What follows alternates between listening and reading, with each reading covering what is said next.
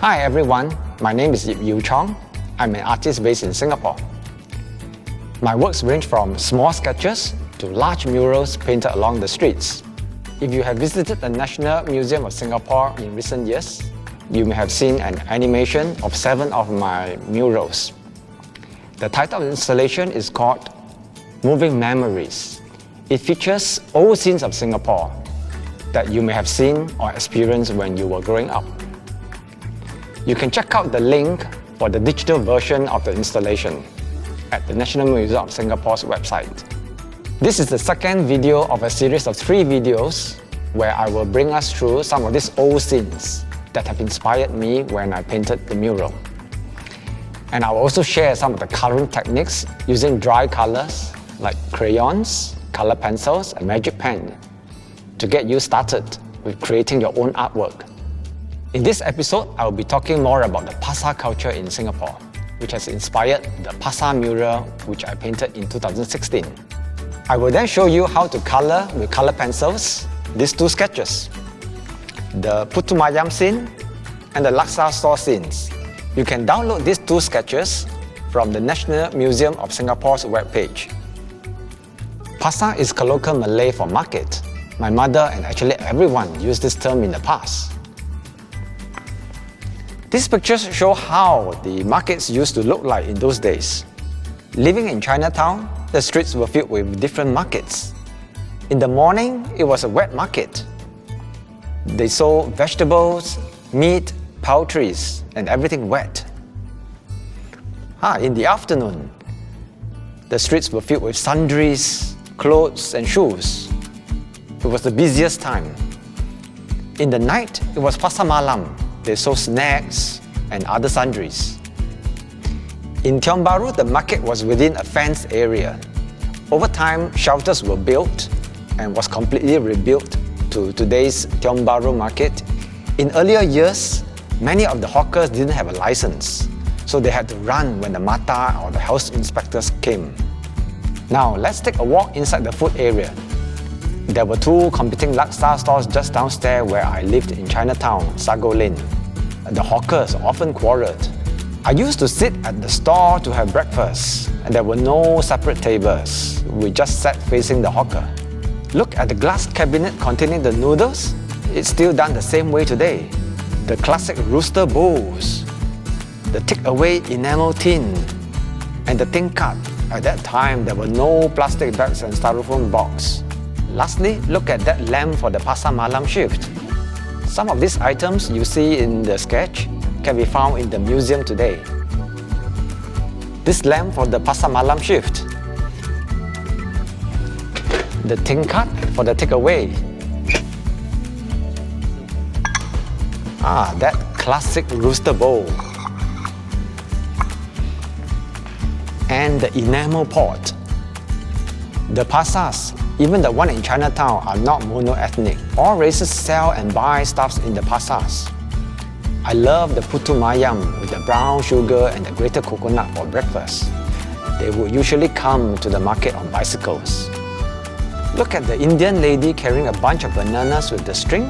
Look at the basket with the fish wrapped in wax papers. In those days, there were no plastic bags. Carriers are mostly rattan baskets and strings, while simple aye and banana leaves, newspapers or wax papers were used to wrap wet stuffs. What food did you use to buy in the pasar that has now disappeared?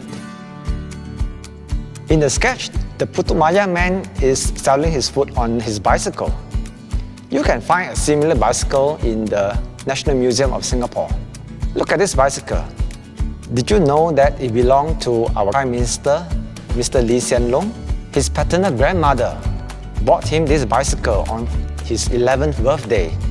It would have cost around $150 in the 1960s.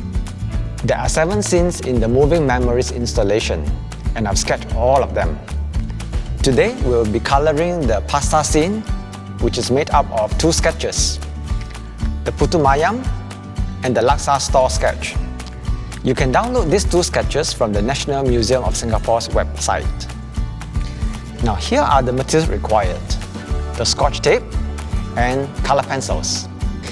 Before you start, Let's tape these two sketches together. Now we have a busy pasar. I'm imagining a very colorful pasar. Therefore, I'll be using lots of colors for this coloring. Right, let's start from the putu mayam. Now for color pencils, the technique is pretty much similar to using crayons. But for color pencils, because they are finer, I can start using the color pencils to color the inside of the figures first. And then, after coloring everything, I can color the background. That's much easier. You see, color pencils have sharp tips, so it's very easy to control and color within the lines. I don't try to apply too much pressure on the same spot. I try to color it evenly in circular motion so that it looks more homogeneous. If you try to apply too much pressure on the same spot, you will find that there will be very visible lines, which I don't want. I want it to look smooth.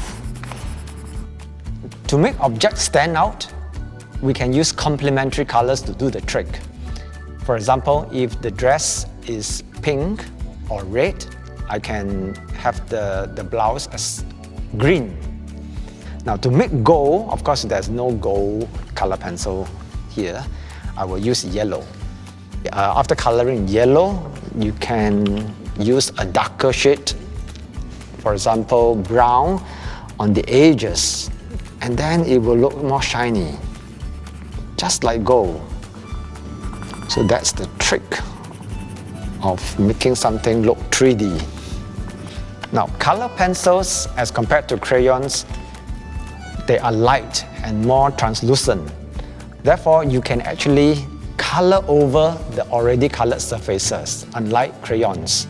So after applying green on the skirt or pink on the dress, I can use a very dark tone of the pink or the green, or even a different color, for example red over green, and it still works. But you can't do that in crayon.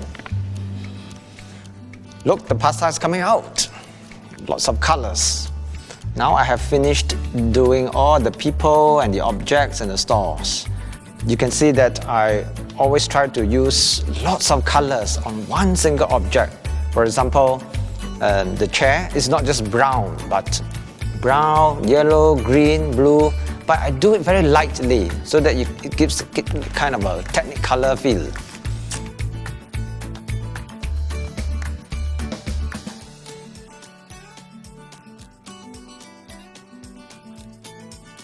Now that the background is done, I'm going to add shadows. Shadows of the objects and the people so that they don't look like they're floating. Look, I have a really colorful pasar, Tiong Bahru Pasar.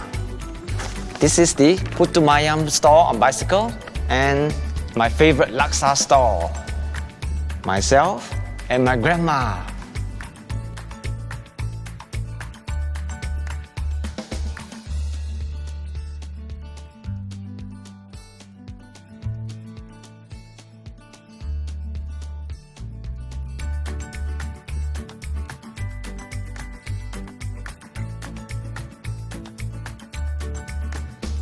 I hope you've enjoyed this video. I'm definitely craving for my putu mayam and my laksa. Now you can try these coloring techniques at home. Please share with us these pictures because we'd love to see them. And you may wish to tag us on social media or send us an email. There'll be one more video to be released next week. So please visit the National Museum of Singapore's website.